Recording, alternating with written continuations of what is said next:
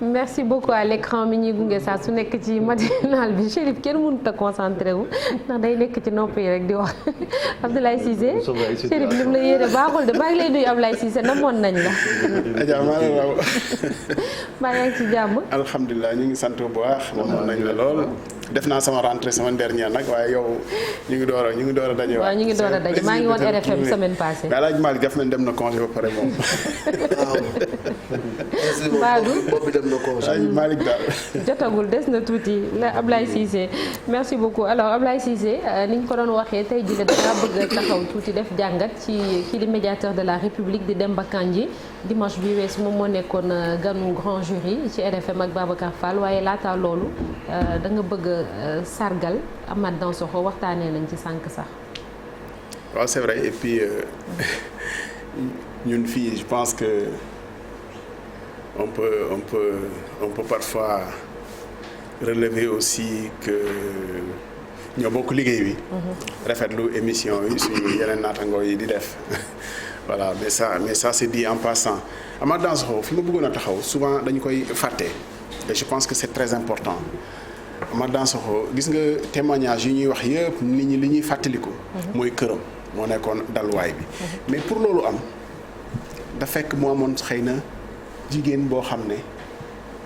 yaatu na nangul na ko parce que ñun ñëpp xam nañu li ci biir kër yi. ndax kilifa mën na moom këram waaye xëy na bu soxnaam yaatuwul. wala bu ko nanguwul wala bu àndul ak moom ci philosophie ak état d'esprit bi muy doxee. xëy na nit ñi duñu fa xaj. te Amath Dansokho dafa am soxna soo xam ne c'est très important Sénégal souvent aussi ñuy nettali yenn taarix yi soxnaam nasaraan la tubaab la xam nga aussi y a une certaine idée reçue ci suñu dirigeants yi njëkk yi ñëpp ay jabar tubaab la ñu am nangam ak nangam mais nit ku baax dëkkul fenn du ci deret du ci mbokk ndax jàmbur dina baax jàmbur dina bon mbokk aussi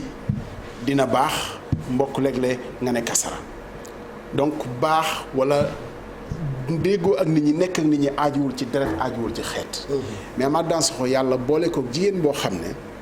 def naa li mu def ci Sénégal ci wàllu wi nga xam ne ci la doon liggéey ndax médecin la jamono di dox ba mu nekkoon fi chef service maladie infectieuse bu hôpital Fann wax dëgg fa yàlla jaar-jaar bi nga xam ne ni Elisabeth Feller Dansokho am na ko fii ci biir réew mi ak taxawaay bi nga xam ne nii am na ko je pense que bu doon ñi am jabaru nasaraan yëpp. mën nañ leen a bàkkee comme ni ñu ko bàkkee moom je pense que àdduna bi gongo rek ngay dégg parce que souvent quand ci suñu histoire ñi am jabar tubaab souvent xam nga c'est très chargé. ba ci jamono yi dañu naan waaw ñu ngi door am première dame boo xam ne fi la xeetoo donte boo madame Elisabeth Diouf fi la xeetoo mais xam nañu lu tax nit ñi di ko wax de la même façon aussi am na kilifa gu mag boo xam ne nekkatu fi. amoon aussi soxna nasaraan mais moom it nekkoon ci yoon woowu muy jabaru Habib Thiam. waaw di soxna soo xam ne c'est bien de temps en temps parce que xam nga c'est vrai que dañu nekk ci société patriarcale boo xam ne souvent góor ñi rek. même nit ñi sax seeni papa souvent moom la ñuy gën a yëkkati alors que jigéen ñi ñu ngi ci kër yi di def loo xamante ni nii xëy na bu ñu ko deful woon li góor ñiy def du sotti. voilà je pense que c'est important man nag Elisabeth Dansokho li tax aussi ma mën cee wax sax. dama jaar-jaar personnel ak moom mais du jaar-jaar boo xam ne man ak moom la ndax yàlla defoon na ma xiboon ci ay jamono. maa ngi sant yàlla léegi bu baax jamono yi maa ngi def 3e mu hospitalisé foofu à Fann ci yaxin bu mu am ci rek war naa def brevet taxoon na. su defaan li mu def ba pare sax ba nit ñi wàcc daf may réviser suivre ma parce que quand même ci 3e boo defee 3 mois à l'hôpital def naa gudd na pour année scolaire te xëy na budul woon li mu ci boole woon loolu amoon te esprit boobu nekk en tant que médecin mais dëkkoon fu jege Fann léeg-léeg sax mu ñëwoon jël parce que malade sax pour nga génn mais comme tane woon na suivi rek la woon mu doon def li muy def ba xam naa ni peut-être que bu ma defee examen ci année boobu ba réussir te absent na 3 mois xëy na mën naa njort ni parce que moom amoon na ci xalaat boobu xëy na tey loolu jafe na pour nit def ko mais am na médecin yu ko mën a def ba léegi mais xam nga jamono day dox aussi mbooloo mi ak yooyu ak yeneen ak jot bi peut-être à l'époque Sénégal bëriwul woon nii te peut-être médecins yi chargé wu ñëwoon aussi ba mënoon am jot bi yooyu yëpp jàngat la yoo xam ne nii war nañu koy xalaat parce que faj du rek xool nit ki ausculté bind ordonnance jeex na ba la lendemain nga ñëwaat xool fan la wér-gu-yaram avancé dafa am yu bari yoo xam ne moo laxasu ci faj te ñu war koy bàyyi xel je rends hommage aussi de la même façon à un médecin capitaine à l'époque je ne sais pas ce qu'il est devenu parce que boobu laa ko gëj a gis capitaine Cheikh Tidiane Ndour xëy na mu ngi fii xëy na mu ngi may dégg aussi c'est la même chose xale bi moom médecin militaire la woon jeune à l'époque d'ailleurs Elisabeth Dansokho doon leen encadré mais nekkoon aussi ci wàll woowu xaw ma nag ce qu'il devient mais maa ngi koy nuyu di ko sargal bu baax madame Viviane Wade aussi nekk jigéen bu baax waa Néné Fécha ñu ngi may dégg gis ngeen la nga xam ne hôpital ba mu fa defoon mais aussi la spiruline mu nekkoon ci ñi nga xam dañ ko doon promouvoir nekkoon une dame au cœur extraordinaire également nekk une dame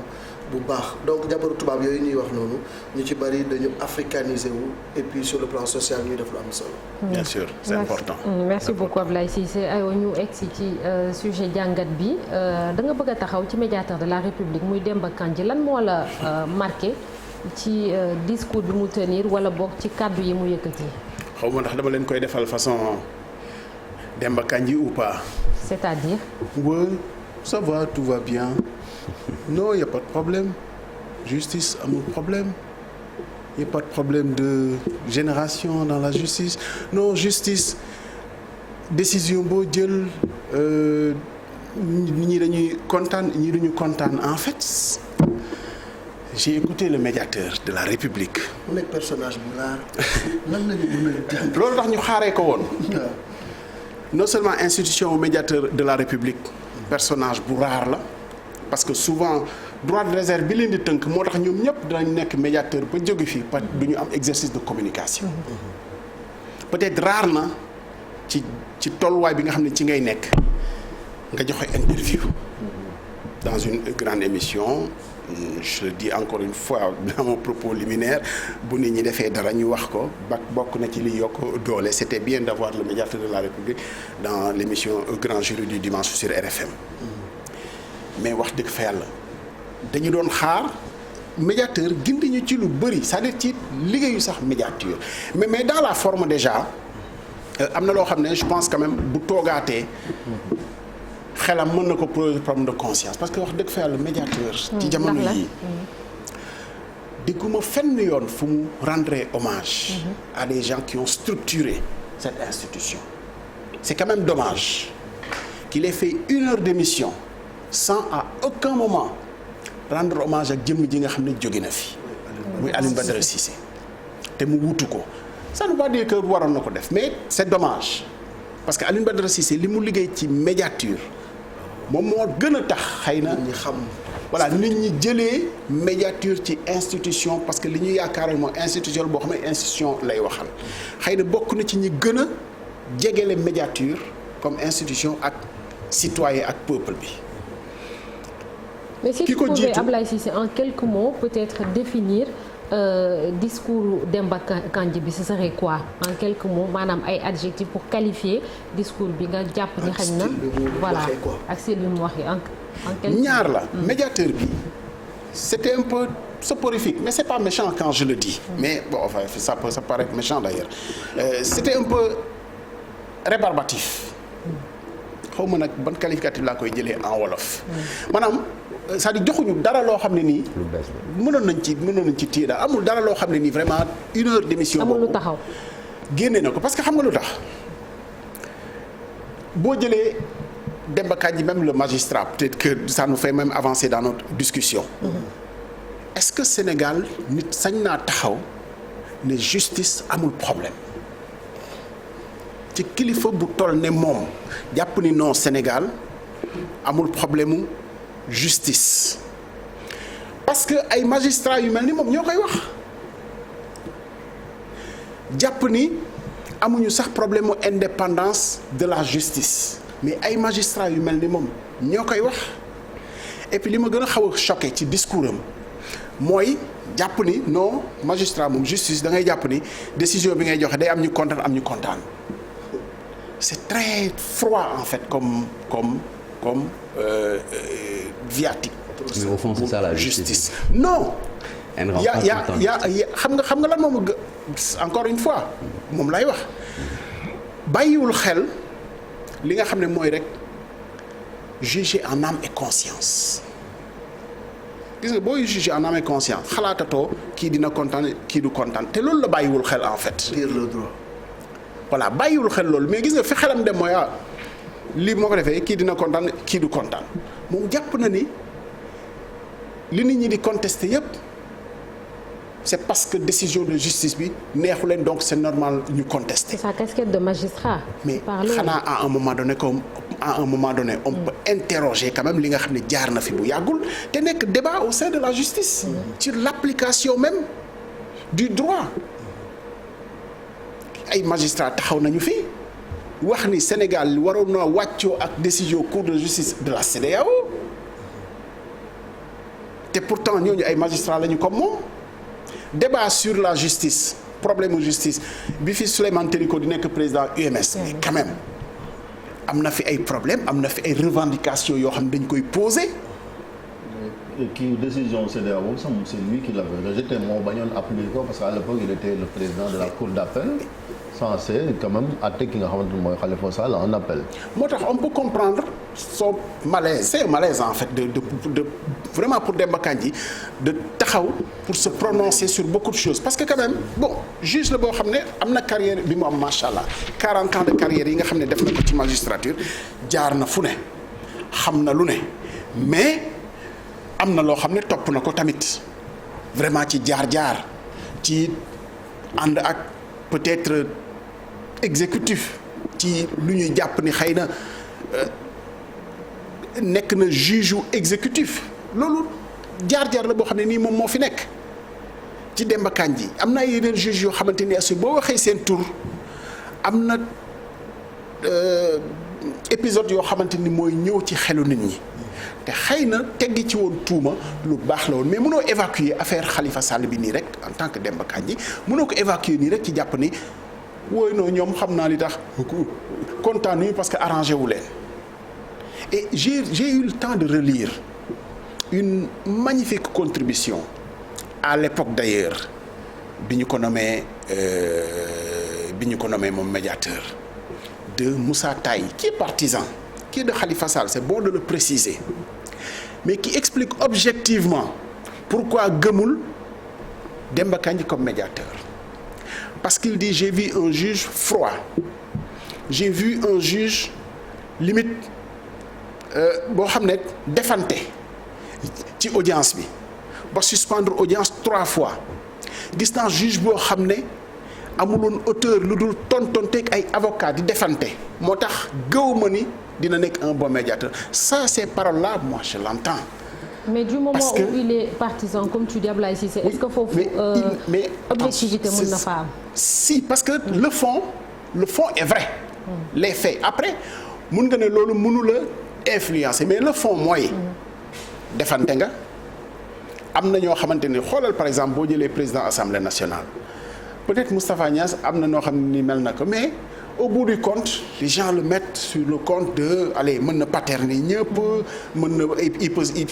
il peut tout se permettre il y avait un très grand président de l'Assemblée nationale en France qui se permettait de tutoyer les opposants les nangam ak nangam mais loolu yëpp pour désamorcer la mais kilifa boo nekkee ci defante parce que maa nekk ci position de pouvoir dinaa la wan ni maa fi nekk surtout ci juge ci dossier bu clivant bu mel noonu xëy na aussi dafay wane ni am na matadi ci benn affaire bi fi ma doon waxee sànq ci médiateur bañ a rendre hommage à Alioune Badara Cissé li tax ma wax ko mooy Alioune Badara Cissé vraiment dafa delloo si médiature ci citoyen ñu xam ni institution la boo xam ne du rek diggante institution yi lay dox bokk na ci ki ci gën a liggéey pour ay citoyens yoo comme lii xew par exemple société yooyu SIAS Ama Sénégal Sotrac loolu tey est-ce que position wu médiateur interrogé nañ ko ci mu ne way recevoir na leen il y a 3 mois seen grève de la faim bi sax daf ko surprendre ñooñu ça fait 30 ans pour certains qu'ils réclament leur dû. c'est que waratuñu woon tollu sax fu médiateur di waxee recevoir naa leen c'est en cours boo administration bay yeex peut-être nga waxee ko fi nga ko war a waxee man daal vraiment c'est-à-dire je suis resté sur ma faim ci kii bi et j'apprends à la fin je connaissais pas du tout bon séjour j'apprends à la fin qu'il est de Thiénaba Gare Thiénaba Gare comme il l'explique lui-même mooy escale Thiénaba plateau bi quoi en quelque sorte je me dis mais tiens il y a un autre médiateur de la République aussi qui est passé avant Alioune Badara Cissé qui est le professeur Serigne Diop qui est de Thiénaba Seck bokk ci kër gi di doom ci kër gi bon je pense que un petit mot quand même ne serait pas de trop parce que à un moment donné Demba Kandji dit je vais vous parler de mon institution oui c'est son institution tey mais je pense que la construction quand même et la construction de la médiature de la République ba mu doon tey institution bi nga xam ne ni nekk na ko je pense que dafa jaar ci yoon am fu bëri fu mu jaar ma jeexalee rek ci fi nga xamante ne nii ci wàllu magistrature soo dégloo Demba Kandji on n'aura jamais réglé les problèmes dans la magistrature parce que il ne veut même pas voir qu'il y a des problèmes il ne veut même pas voir qu'il y a entre guillemets, ok, les magistrats n'ont pas le droit de se syndiquer, mais ce que l'UMS fait, c'est pratiquement du syndicalisme, parce que c'est la défense des intérêts matériels et moraux des magistrats. Ouais. Soo ko reconnaître, tu n'as pas encore commencé à régler les problèmes de la magistrature, à régler les problèmes de la justice, à régler les problèmes de l'indépendance de la justice. Et il ne faut pas qu'on continue avec ces béquilles-là, bañ a sax reconnaître ni problème am na. kon duñ ci trouver jamais solution bon évidemment il est plus sur la fin qu'au début de sa carrière c'est peut-être ça la bonne nouvelle mais ñu koy ñaanal mu dem ci ak jàmm et puis peut-être que d'autres générations vont quand même refaire la magistrature parce qu'il faut éviter l'idée que c'était mieux avant voilà le c'était mieux avant ñun lu ñu nekkoon mooy li gën ñun ay non bon yi aussi je veux dire fii mag ñi jaar fa la ñu jaar te y a rien qui était mieux avant c'est une question de contexte et de génération suñu invité bi ñuy waajee kii moo ñu ko gën a xam parce que Père Madia bu ñu ko waxee am na loo xam ne dox na ko ci wàllu syndicalisme gëw ma ni moo di giroon doxul wàllam bu fi jógee ñeneen dinañ ñëw dox seen wàll àdduna noonu lay doxee. merci beaucoup merci Abdoulaye Cissé ci jàngat bi léegi moom dafa am ku mu doon laajte moom benn internet bu la jox information mooy docteur médecin militaire bi doon laajte Cheikh Tidiane Ndour mu ne il est devenu colonel et professeur titulaire en maladies infectieuses actuellement il est au ministère de la santé. Il a dû prendre du galon, c'est bien. Normal. C'est très bien voilà la magie des réseaux sociaux. des réseaux sociaux donc gars yi jox nañu la réponse. voilà merci beaucoup Abdoulaye Cissé ci jàngat bi léegi dañuy sóobu ci beneen pàcc bi.